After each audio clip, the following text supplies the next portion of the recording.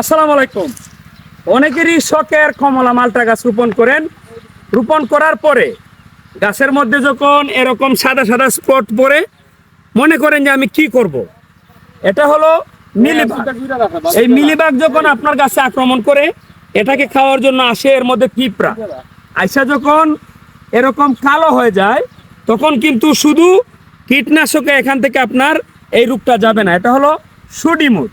এখন এই সুডিমুড এখান থেকে যদি আপনি বিদায় করতে চান, প্রথমে আপনার গাছের মধ্যে ইমিডাক্লোরোপিড গ্রুপের কীটনাশক ব্যবহার করতে হবে।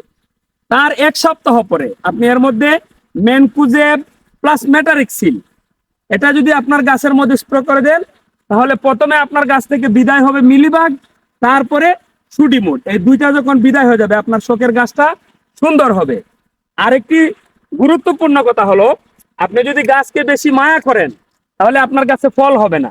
এই গাছের মধ্যে রোগ কেন আসলো, এই মিলিবাগ কেন আসলো, সুডিমুড কেন আসলো, গাছটা একেবারে দুর্বল কেন হয়ে গেছে, তার কারণ এই যে দেখেন ভিতরের পেন্সিল ডাল, এই ডালগুলা কেটে গাছকে যদি পরিষ্কার না রাখেন তাহলে তো আপনার গাছের মধ্যে পোকা লাগবেই।